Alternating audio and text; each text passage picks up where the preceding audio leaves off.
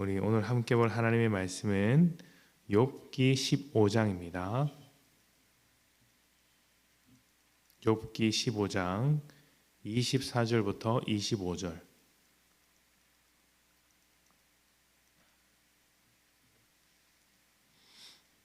욥기 15장 24절부터 25절까지 말씀을 공독하겠습니다. 환난과 역경이 그를 두렵게 하며 싸움을 준비한 왕처럼 그를 쳐서 이기리라. 이는 그의 손을 들어 하나님을 대적하며 교만하여 전능자에게 힘을 과시하였음이니라. 아멘. 예전에 학사와 석사 그리고 박사와 교수의 차이점에 대한 농담 섞인 진담을 들은 적이 있습니다. 일단 학사는 자기가 세상의 모든 것 그리고 자기 분야의 모든 것을 알고 있다고 생각한다고 합니다. 그러다가 이제 석사 단계에 들어가게 되면 내가 몰랐구나, 내가 아는 것이 없구나, 이것을 알게 된다고 합니다. 여기서 한 단계 더 올라가면 박사죠. 박사가 되면 나만 모르는 게 아니라 다 모르는 거구나, 남들도 다 모르고 있구나, 이것을 알게 된다고 합니다. 그리고 마지막으로 교수가 되면 어떻게 될까요? 교수는 모르는 것 중에서 기억나는 것만 가르치는데 학생들이 그걸 다 믿게 된다라고 합니다. 당연히 한번 웃고 쉽게 넘어갈 수 있는 농담이겠지만 그 속에는 뼈가 있습니다. 세상의 모든 것을 알 수 없기 때문에 겸손한 자세로 세상을 바라보라는 것입니다. 우리가 어떤 사건이나 한 사람의 인생을 바라볼 때 볼 수 있는 것은 바로 그 순간이거나 겉으로 드러난 것이 전부인 경우가 많습니다. 이런 것들은 짧은 찰나에 불과합니다. 사건이 일어나기까지 필요한 인과관계는 모두 무시하고 결과만 보는 것입니다. 또 한 사람의 인생 중에서 어떤 시점, 어느 순간에 일어난 일만 보면서 그 사람의 인생 전체를 평가하기도 하죠. 그래서 얼마나 많은 실수를 저지르는지 모릅니다. 어떤 한 사람에 대해서 좋지 않게 생각을 했는데 대화하다 보니 또 그 속사정을 알고 보니 그럴 수도 있겠다 생각하는 일들이 많이 있지 않습니까? 찰나를 보고 전체를 판단하기 때문이고 결과를 보고 의도까지 추측하기 때문입니다. 욥에게 당한 일은 한 사람이 견디기엔 정말 힘든 일입니다. 모든 재산이 하루아침에 날아가고 가족들도 다 죽었습니다. 욥 자신도 중병에 걸려 견딜 수 없는 고통을 당하고 있습니다. 마음이 병들면 몸이 아프죠. 몸이 아프면 마음이 지쳐갑니다. 그런데 욥은 몸과 마음이 처참할 정도로 순식간에 무너져 내렸습니다. 오죽하면 아내까지 저주하면서 차라리 죽으라고 할 정도였습니다. 살아있는 것이 고통으로 가득한 날들이 계속되고 있습니다. 욥이 고통당할 때 욥의 친구들은 고통의 원인이 욥에 있다고 지적했습니다.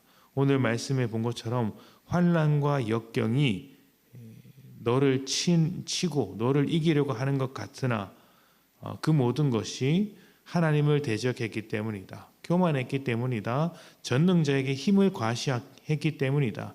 네가 당한 모든 일들은 하나님 앞에 교만한 삶을 살아서 그렇다. 사람은 뿌린 대로 거두는 법이다. 이것이 친구들의 논리였습니다.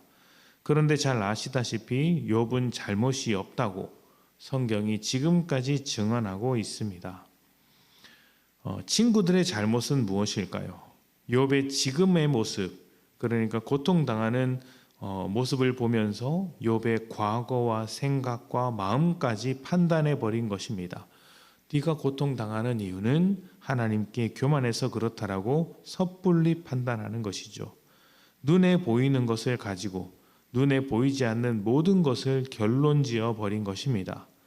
물론 눈에 보이는 것으로 눈에 보이지 않는 것을 추측할 수 있습니다. 그러나 추측일 뿐입니다. 섣불리 판단하면 안 되죠. 그런데 친구들은 섣불렀고 한 번 들어온 생각은 빠져나가질 않습니다. 계속해서 자가 발전을 하며 확신의 깊이가 깊어졌습니다. 생각의 수렁에 빠져서 잘못된 판단을 내리고 있으며 그 판단으로 인해 사랑 없는 무자비한 말을 꺼내놓고 있는 것이죠. 우리는 아는 것이 별로 없다는 것을 인정해야 합니다. 생각보다 모르는 것이 훨씬 더 많습니다. 내가 전부라고 생각했던 그것이 전혀 다른 것으로도 이루어질 수 있는 것을 인정해야 합니다. 집에서 김치찌개 하나 끓이더라도 어떤 사람은 이런 방법으로 또 다른 사람은 저런 방법으로 하지 않습니까? 이런 사건이 왜 일어났는지, 이 사람은 왜 이렇게 행동하고 저 사람은 왜 저렇게 행동하는지 우리는 다 알지 못합니다. 다 이해할 수 없습니다. 열심히 따라가다 보면 이해할 수 있는 경우도 생기겠지만 사실은 모르는 경우가 훨씬 더 많습니다. 그렇다면 어떻게 해야 할까요? 주님께서 가신 길을 걸어가는 것이죠. 주님은 사람의 모든 것을 알고 계시지만 정죄하지 않으셨습니다. 죄인의 본성을 알고 계시지만 죄인을 긍휼하게 생각하셨습니다. 하고 싶어도 할 수 없는 인간, 온갖 인생의 풍파 속에서 견디는 것이 고작인 인간을 불쌍하게 여기셨고 정죄하기보다 사랑하기로 작정하셨습니다. 그래서 죄인을 십자가에 못 박지 않으시고 죄인을 위해 십자가에 못 박혀 죽으셨습니다.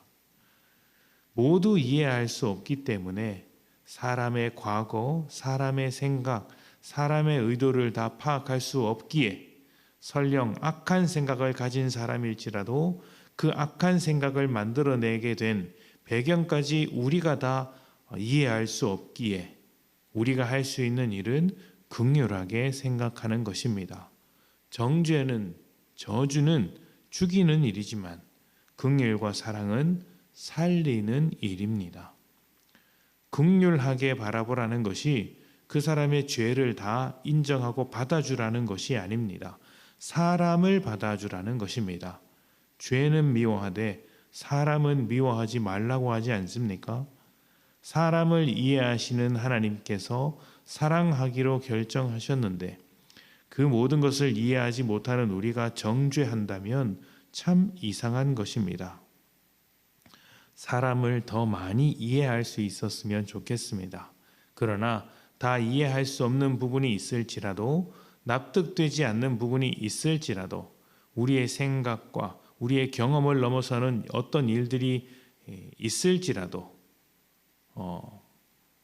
그 모든 것을 뛰어넘는 우리의 생각을 뛰어넘는 감당하기 어려운 어떤 이유들이 있다는 것을 인정하며 긍휼과 사랑의 시선을 거두지 않는 여러분들이 되셨으면 좋겠습니다. 정죄보다 긍휼이 주님의 닮은 모습이라는 것을 기억하고 주님을 따라가는 복된 여러분들 되시기를 축복합니다. 함께 기도하겠습니다.